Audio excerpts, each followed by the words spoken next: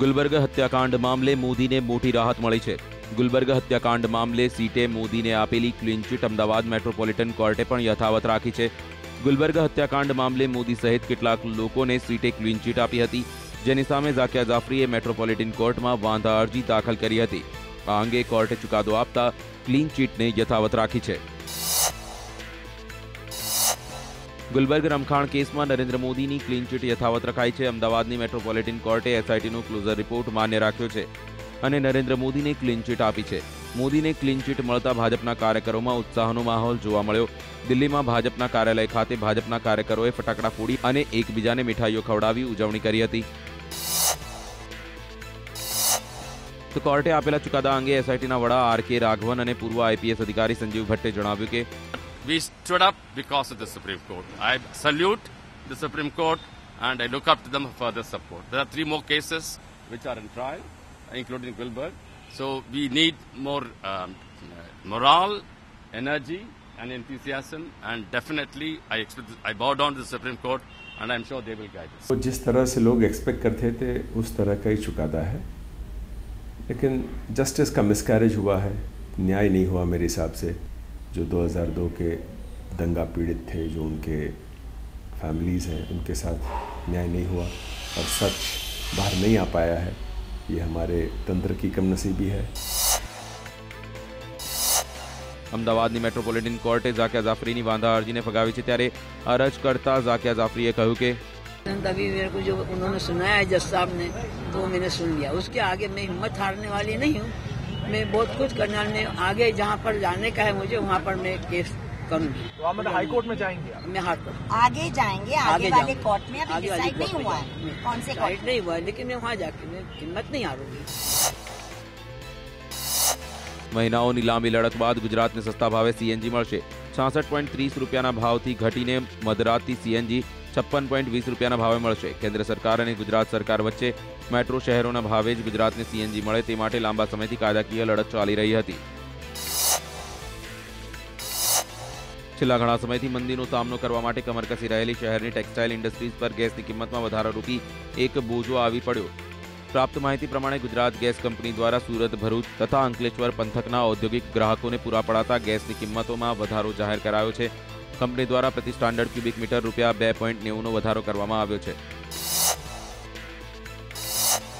Surat service tax વિભાગ હવે police દ્વારા અપાતી વિવિધ સુરક્ષા વ્યવસ્થાને લઈને પણ વસૂલશે સર્વિસ ટેક્સ। લગભગ 3.5 કરોડનો સર્વિસ ટેક્સ વસૂલ કરાશે, તેમ સર્વિસ વિભાગના ઉચ્ચ અધિકારીઓ પાસેથી જાણવા મળી રહ્યું છે। પ્રાપ્ત માહિતી અનુસાર શહેર પોલીસ વિભાગ તરફથી વિવિધ જગ્યાએ સુરક્ષા વ્યવસ્થા માટે સર્વિસ આપવામાં આવે છે, જે અંગે પોલીસ પાસેથી વિગતો મેળવવામાં આવી રહી છે।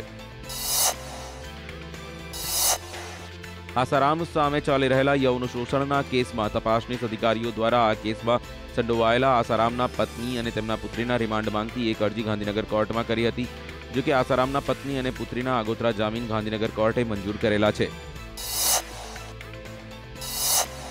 આ કેસમાં ખૂટતી કડીઓ અને વધુ માહિતી માટે તેમના રિમાન્ડ મેળવવા ગાંધીનગર કોર્ટમાં અરજી કરાઈ હતી। તપાસનીશ અધિકારી દ્વારા 7 દિવસના રિમાન્ડ માંગવામાં આવ્યા છે, જેના પરની સુનાવણી આવતીકાલે ગાંધીનગર કોર્ટમાં હાથ ધરાશે।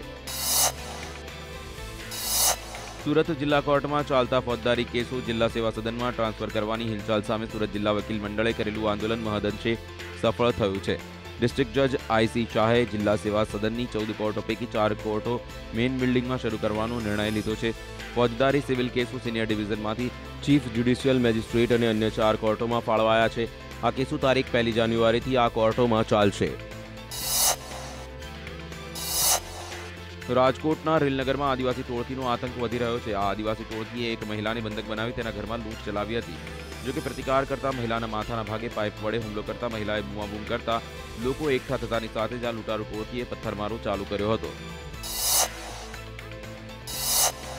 ભાવનગરના જીવદયા પ્રેમીઓએ કતલખાને લઈ જવાતા 17 બળદોને કચ્છથી બચાવી લીધા હતા। બળદોને કતલખાને લઈ જવાતા હોવાની બાતમી મળતા ભાવનગરની નારી ચોકડીથી જીવદયા પ્રેમીઓએ કતલખાને લઈ જવાતા બળદની ગાડીનો પીછો કર્યો હતો અને કચ્છથી તેમને છોડાવી લીધા હતા।